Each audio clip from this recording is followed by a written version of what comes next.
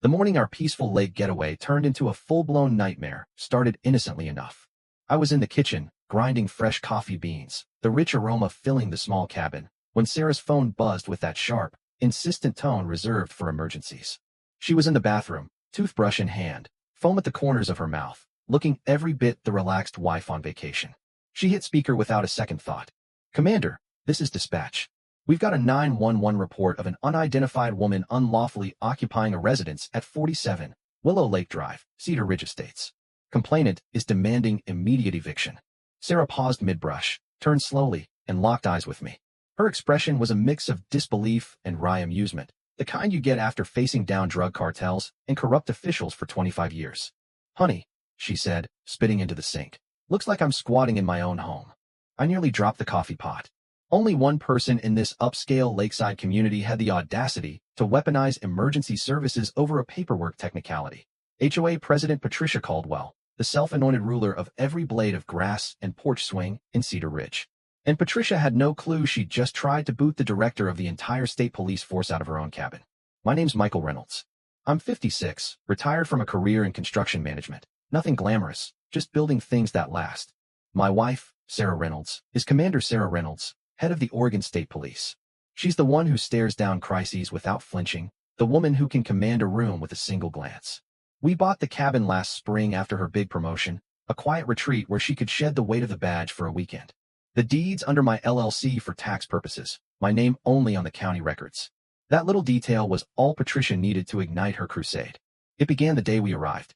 We'd driven up from Portland, windows down, old rock tunes on the radio, the air getting crisper with every mile. The cabin was everything we wanted, tall pines framing the lake, a sturdy dock for fishing, no neighbors breathing down our necks. We'd barely unloaded the cooler when Patricia's white Cadillac pulled into our gravel drive like she owned the road, and everything on it. Out she stepped, perfume hitting us like a floral assault rifle, oversized sunglasses perched on her nose, clipboard in hand like a scepter. She didn't introduce herself. She just started circling the cabin, scribbling notes, measuring the porch steps with a tape measure she pulled from her purse. Sarah, ever the diplomat, set down the grocery bags. "Hello? Can we help you with something?"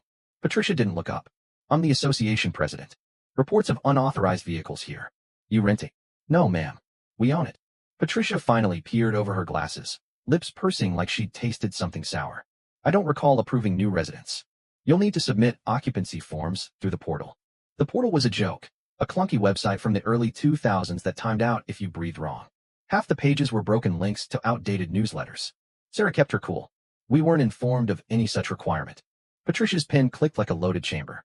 "It's standard. Until I verify, you're in violation." She ripped off a pink slip and slapped it on our front door. "Warning, unverified occupancy." That was just the appetizer. By evening, another slip appeared on our mailbox. "Excessive natural debris, 3 pine cones in the yard." The next day, porch over occupancy, Sarah sitting on the swing with a coffee. And the masterpiece, unauthorized cohabitation by unidentified female. Sarah read that one aloud in the kitchen, her voice steady but edged with the steel I've heard in interrogation rooms. "Michael, I've dismantled organized crime rings. I've testified before Congress. And now I'm an unidentified female in my own marriage." I chuckled, but she didn't. "This isn't funny. She's testing boundaries. People like her don't stop until they feel in control."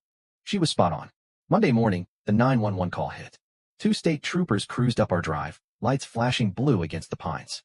The younger one, Trooper Jenkins, looked fresh out of the academy, notepad in hand, eyes darting like he expected a standoff. "Sir, ma'am, we've got a report of a trespasser refusing to leave." Sarah stepped out in yoga pants and a faded OSP hoodie, hair in a ponytail. "Let me guess, Patricia Caldwell filed it." Jenkins nodded, cheeks flushing. "Yes, ma'am. Claims the female occupant isn't authorized." Sarah pulled out her credentials, the gold badge gleaming under the morning sun. "Trooper, I'm Commander Sarah Reynolds. I run the force you're part of." Jenkins snapped to attention so fast he nearly dropped his notepad. His partner, Sergeant Lopez, removed his hat, eyes wide. "Commander? We weren't briefed." Sarah's tone was calm, but commanding, the voice that coordinates SWAT raids without raising a decibel. "No harm done.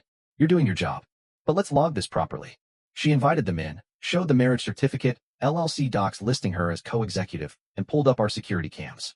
There was Patricia at midnight, flashlight in hand, measuring our firewood pile, snapping pics of our trash bins like she was building a case for the FBI.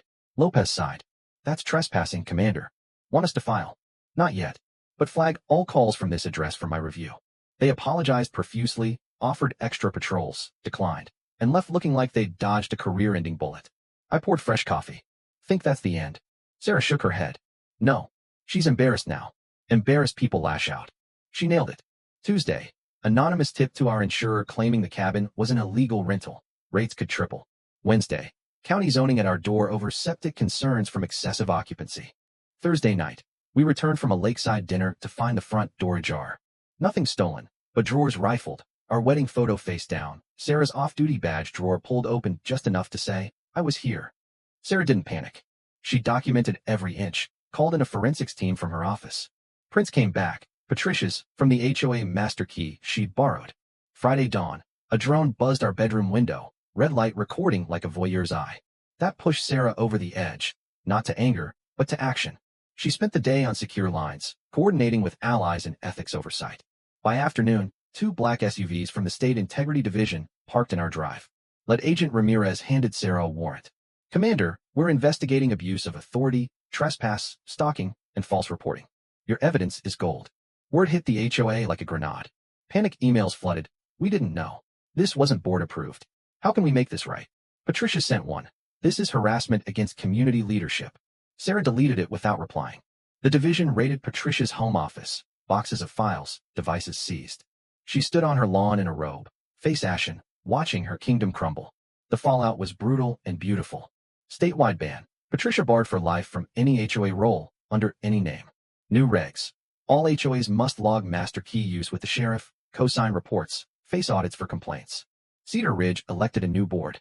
Sarah advised the charter. Term limits, transparency, no more emergency entries without warrants. The first meeting ended with applause and a motion to name the dock Reynolds Point in our honor. It passed. Patricia sold her Cadillac, listed her house, vanished to Idaho or somewhere without lakes or laws. Our cabin, peaceful again. Neighbors fish with us. Kids splash in the water. The only buzz is dragonflies. But that experience lingers. It makes you question, when a petty tyrant with a clipboard decides your home isn't yours, how far do you go to fight back? Sarah chose the system, calm and calculated. But what if the system fails? When does standing your ground cross into something darker? Share your thoughts below, especially on injustice and violence in everyday life. Would you have handled it with paperwork and patience, or something more direct? What's your line when someone threatens your peace? I read every comment. Let's discuss. Control 12. The morning our quiet lake retreat turned into a circus started like any other lazy Saturday. I was in the kitchen, grinding fresh coffee beans, the rich, earthy aroma filling the air as sunlight filtered through the pine trees outside. My wife, Emily, was in the bathroom, mid-brush, toothpaste foaming at the corners of her mouth, when her phone lit up with that sharp, no-nonsense emergency tone, the one reserved for statewide crises, not weekend getaways. She hit speaker without missing a beat. Commander, dispatch here. We've got a 911 report of an unidentified woman unlawfully occupying a residence at 28 Evergreen Lane, Whispering Pines Estates. Complainant demands immediate removal. Emily paused, toothbrush hovering, and turned to me with an expression that mixed utter disbelief and the faintest hint of amusement, the same look she'd given when busting a multi-state smuggling ring. Honey, she said, spitting into the sink. Apparently I'm trespassing in our own cabin. I nearly dropped the coffee pot. Only one person in this upscale lakeside community had the gall to weaponize emergency services over a paperwork glitch. HOA President Margaret Hale, the self-crowned queen of fence heights and moral superiority. And Margaret had no earthly idea she'd just tried to evict the woman who runs the entire state police force. My name's Robert Hayes. I'm 57, retired from 30 years in civil engineering, building bridges, dams, things that stand the test of time and temper. My wife is Commander Emily Hayes, director of the Minnesota State Patrol. She's the one who can stare down a room full of hardened criminals without blinking. The woman whose calm under fire has saved lives more times than I can count. We bought the cabin last spring after her promotion to commander, a quiet spot to unplug from the chaos of command centers and courtrooms. We closed the deal through my LLC for tax simplicity, my name only on the county deed. That tiny detail was all Margaret needed to launch her crusade. It all began the day we arrived. We'd driven up from St. Paul, windows cracked, old folk tunes on the radio, the air growing crisper with every mile into the North Woods. The cabin was perfect, towering pines framing the lake, a sturdy dock for morning coffee, no city noise, just the lap of water and the call of loons. We'd barely hauled in the groceries when Margaret's white Lincoln Navigator rolled into our gravel drive like she was on a mission from God. Out she stepped, perfume arriving like a floral fog bank, oversized sunglasses perched on her nose, clipboard clutched like a holy relic. She didn't bother with hellos. She started circling the cabin, scribbling furiously, measuring the porch railing with a tape measure she pulled from her designer purse, as if it were standard issue. Emily, always the gracious one even after facing down armed standoffs, set down the cooler. Hello there. Can we help you with something? Margaret didn't look up from her notes. I'm the association president. Reports of unauthorized vehicles on this parcel. You renting? No, ma'am. We own it. Margaret finally peered over her glasses, lips pursing like she'd bitten into a lemon. I don't recall approving new residents. You'll need to submit occupancy verification through the community portal. The portal was a relic, a glitchy website from the dial-up era that timed out if you typed too slowly, with half the pages linking to outdated newsletters about long-forgotten bake sales. Emily kept her tone even, the way she does in high-stakes negotiations. We weren't informed of any such requirement. Margaret's pen clicked like a chambered round. It's mandatory for all residents. Until I verify, you're in violation. She tore off a neon yellow slip and slapped it on our front door. Warning, unverified occupancy. That was just the opening salvo. By evening, another slip appeared on our mailbox. Excessive natural debris accumulation. For pine cones in the yard, apparently 3 was the limit. The next day, porch furniture over occupancy. Emily sitting on the swing with her coffee, identified as exceeding maximum seating capacity of 2. And the crowning glory, unauthorized cohabitation by unidentified female. Emily read that one aloud in the kitchen, her voice steady, but laced with the edge I've heard in interrogation rooms after busting international fugitives. Robert, I've coordinated multi-agency raids on terrorist cells. I've testified before federal judges. And now I'm an unidentified female cohabitating with my own husband. I chuckled, trying to lighten the mood. Well, you've always been mysterious. She didn't laugh. She folded the slip neatly and placed it in a file folder she'd started labeling HOA nuisance. This isn't funny. She's testing boundaries. People like her don't stop until they feel in control, or until someone makes them stop. She was spot on, as usual. Monday morning, the 911 call landed like a grenade. 2 state troopers cruised up our drive, lights flashing blue against the whispering pines, sirens off, but presence unmistakable. The younger one, Trooper Daniels, looked fresh from the academy, notepad in hand, eyes darting like he expected resistance. His partner, Sergeant Ramirez, had the weary look of a veteran who'd pulled too many domestic calls. Sir, ma'am, Daniels started. We've got a report of a trespasser refusing to vacate the premises. Emily stepped onto the porch in yoga pants and an old state patrol hoodie, hair in a messy ponytail, looking every bit the off-duty commander. Let me guess, Margaret Hale filed it. Daniels nodded, cheeks flushing under his hat. Yes, ma'am. Claims the female occupant isn't authorized and is refusing to leave. Emily reached into her pocket and flipped open her credentials, the gold badge gleaming in the morning light, commander's stars catching the sun. Trooper, I'm Commander Emily Hayes. I run the force you're part of. I've dismantled organized crime syndicates and coordinated disaster responses. And this is my home. Daniel snapped to attention so sharply his notepad fluttered. Ramirez removed his hat, eyes widening in recognition. Commander? We weren't briefed on the details. Emily's tone was calm, measured, the voice that de-escalates hostage situations without raising a decibel. No harm done. You're doing your job, and I appreciate the professional response. But let's log this properly. She invited them in for coffee, showed our marriage certificate, the LLC documents listing her as co-executive, and pulled up our security cams on the tablet. There was Margaret at 1:47 a.m., flashlight in hand, measuring our firewood stack with obsessive precision, snapping photos of our recycling bins like she was building a case for environmental espionage, even stepping onto the porch to peer through a window. Ramirez sighed the sigh of a man who'd seen too many HOA feuds turn ugly. That's trespassing, Commander. Want us to file charges? Not yet, Emily said. But flag all calls from this address for my personal review before any units roll out. And log this as a false report. Misuse of emergency services. Yes, ma'am. Consider it done. They apologized profusely on their way back to the cruisers. Daniels, offering extra patrols for the week, politely declined. Ramirez even shook my hand. You've got a hell of a wife, sir. When the dust settled and the gravel crunched under their tires, I poured fresh coffee. Think that's the end of it. Emily shook her head, stirring sugar into her mug. No. She's embarrassed now. Embarrassed people like her don't back down, they double down. And when they do, they get sloppy. She was right, as always. Margaret didn't slink away.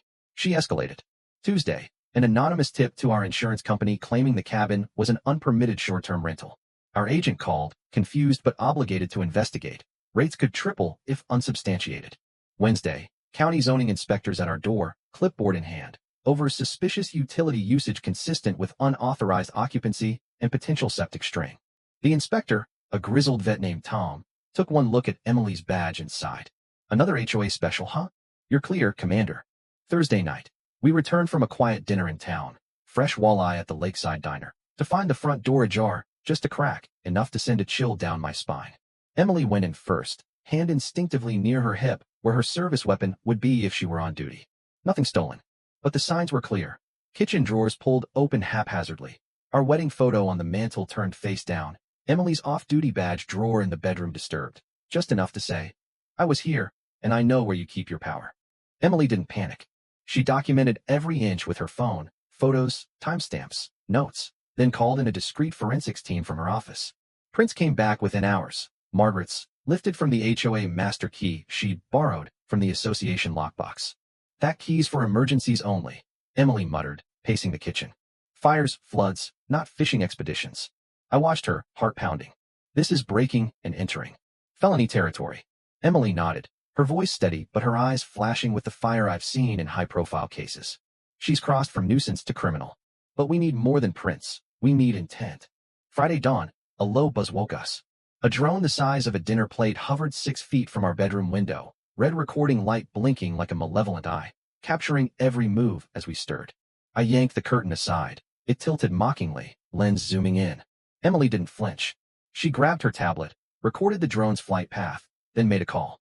Dispatch, log an unauthorized aerial surveillance at my residence. Trace the signal if possible.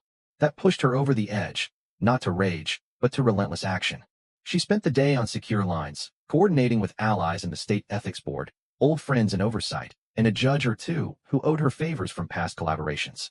By afternoon, 2 unmarked black SUVs from the State Integrity and Law Enforcement Division parked in our drive, gravel crunching under their tires like judgment arriving. Lead Agent Ramirez, a no-nonsense veteran with a handshake like iron, handed Emily a thick folder. Commander, based on your preliminary report, we're opening a formal inquiry into abuse of authority, criminal trespass, stalking, false reporting, and misuse of emergency services by an HOA official. We'll need your full footage and statements. Emily handed over a thumb drive.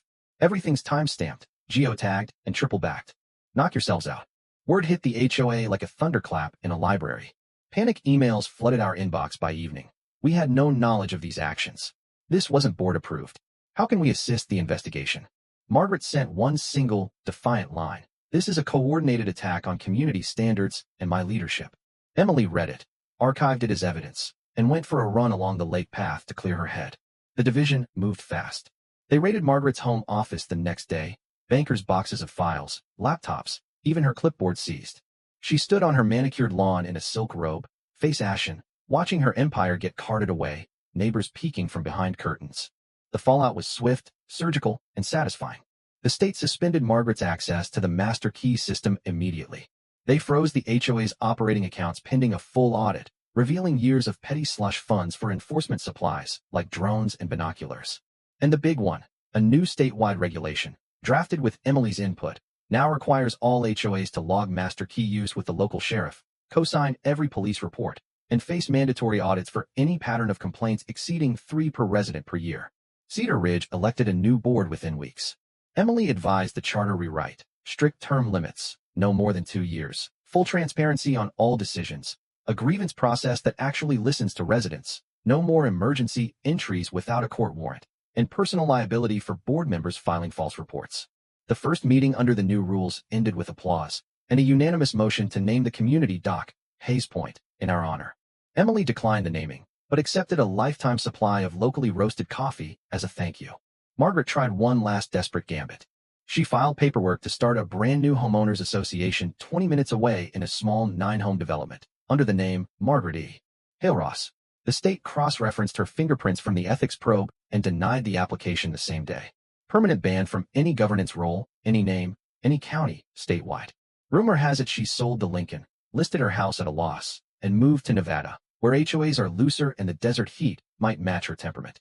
God help her new neighbors. Our cabin. It's peaceful again. Neighbors drop by for barbecues instead of inspections. Kids fish off our dock without fear of unauthorized loitering. The only buzz now is from dragonflies skimming the lake. But that ordeal lingers in the quiet moments. It makes you question the fabric of community. When a petty tyrant with a clipboard and a grudge decides your home isn't yours, how far do you go to fight back? Emily chose the system. Calm, calculated, leveraging law over emotion. But what if the system fails? When does standing your ground tip into something more confrontational, even violent? Is it ever justified to meet force with force when injustice invades your sanctuary? Share your thoughts below, especially on injustice and violence in everyday life. Would you have handled it with paperwork and patience like Emily, or drawn a harder line sooner? What's your stance when someone threatens your peace, fight, flight, or something in between? I read every comment. Let's discuss.